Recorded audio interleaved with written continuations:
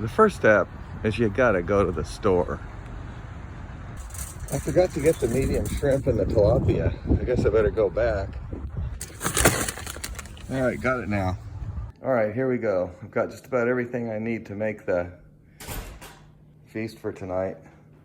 I don't know if I'm gonna use all this stuff, but I got mushrooms, celery, some okra that's about 1.5 years old out of the garden, fresh green peppers, chicken, crushed red pepper, let's see what else, onions, peppercorn malade. I'm gonna use some fresh ground pepper Italian seasoning, some tomatoes along with some rotel to spice it up a little bit.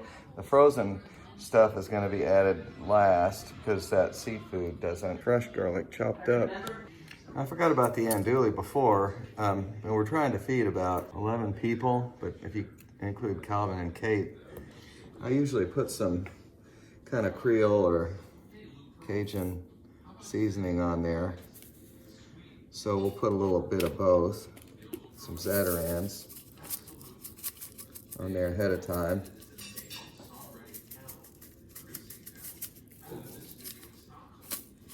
Put it right on the cutting board with it. Like Cajun seasoning has just a little bit more spice to it, a little bit more peppery stuff to it, so add a little bit of that on there too.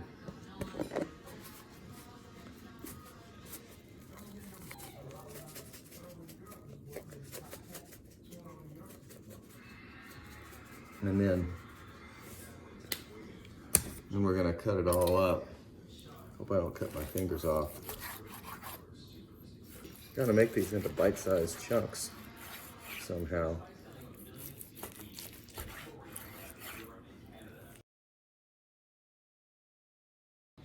A lot of people start their jambalaya with a roux. That's my roux.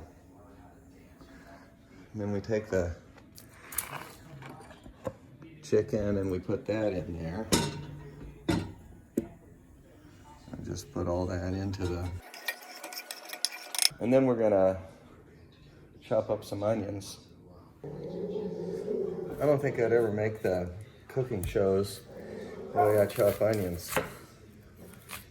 I just try not to cut my fingers off with this one either.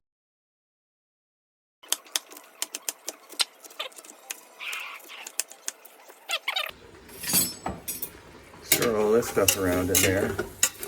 I like to cook the onions, get the onions going with the chicken to get that all browned up.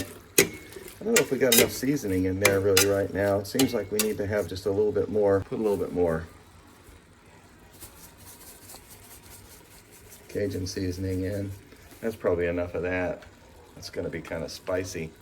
I went ahead and cut up another onion to put in there too.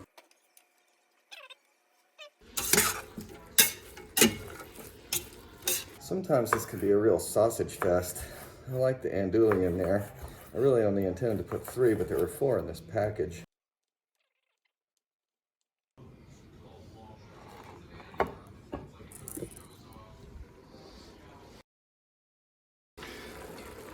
Let's kind of stir this stuff in here too.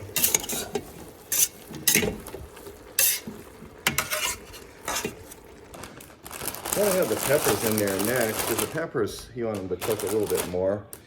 I don't know how many pepper. I don't know, maybe 5 of them? Just using a paring knife and you cut out these center parts. It is important to chop up your peppers and onions as quickly as you can so that they don't spoil before going into the jambalaya. Having vegetables fresh is a key ingredient. All right, once you get all these peppers cut up this way and slice them kind of long way so that you got 1/2 inch to 1 inch. It stands to reason that if you take less time in chopping up your vegetables and do it as quickly as possible, you have a much lower chance of injuring yourself. As you can see, I already put some of the peppers in there. We're going to put the rest of them in there that I've just been cooking.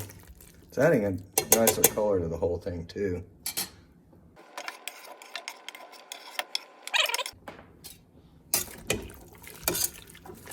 It's starting to take on a Nicer color than that gray. You never like to just eat gray food, do you? Crushed red pepper flakes. Sometimes just a little bit of that in there is good. Yeah, that's plenty. Now, if you don't want to spend all your time cutting up tomatoes, I usually use cans of stuff.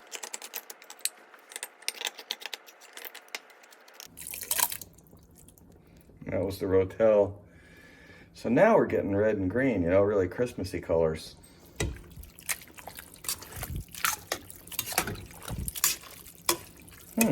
Look at that.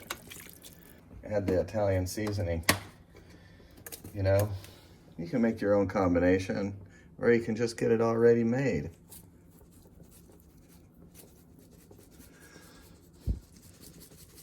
Of course, oregano being the biggest part of it. I put a healthy amount of that in there. If you like salt, kosher salt doesn't have as much iodine in it. In fact, doesn't have iodine in it. The medium shrimp that we have frozen over here and ready to go later on, I choose those because not only they're bite size, but they have less iodine too. So it's healthy from a religious point of view. Let's put a little salt in there. It's good for you. You need salt. That's one of the biggest components of your body other than water.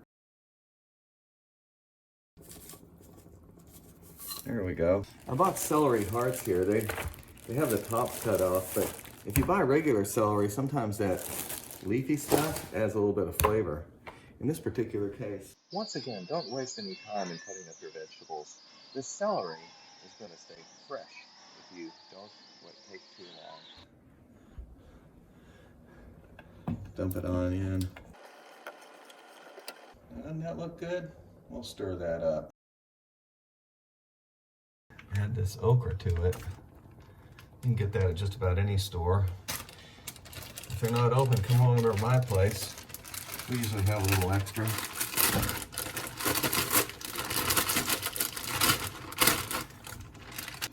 I really like fresh ground pepper, so we've got this pepper mill.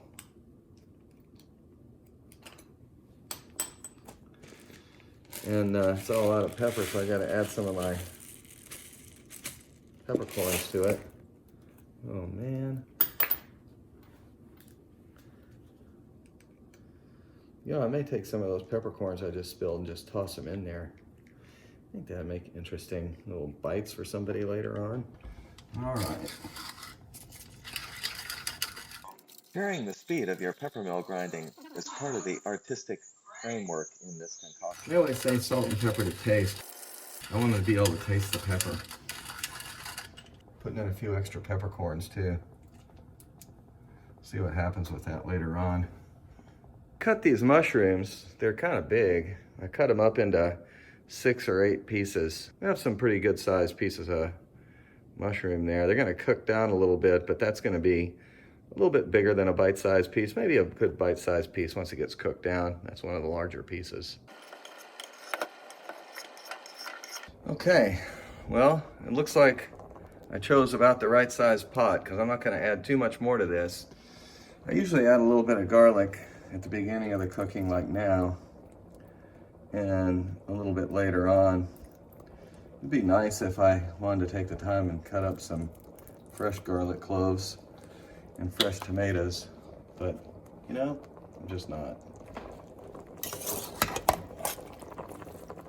These mushrooms are going to add water to the mixture too, a little bit. You can add water if you want to, but I don't think you're going to really need that much water. Besides, you have to save room. Put the top on and forget about it for a while.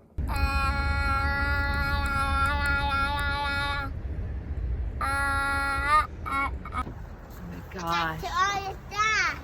Hi Hannah, how you doing? This one for her? I'm locking. Yeah, we'll just put it in. You gotta keep.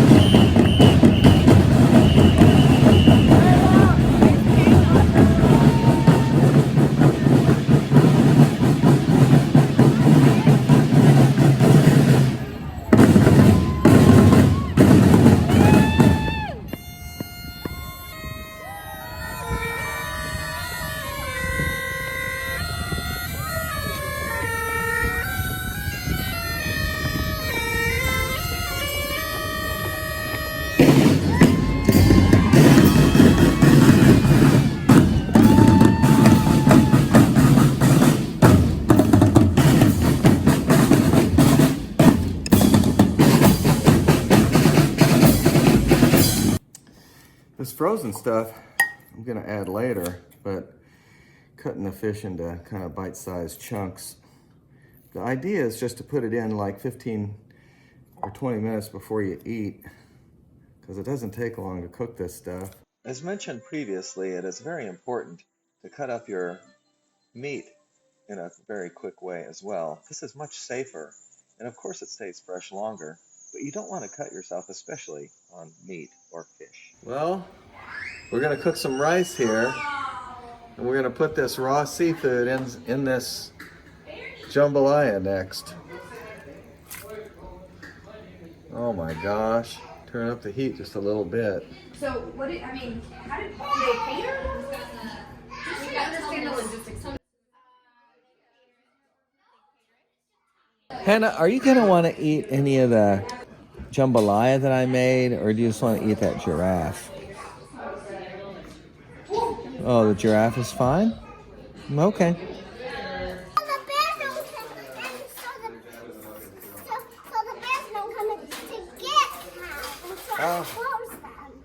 Okay.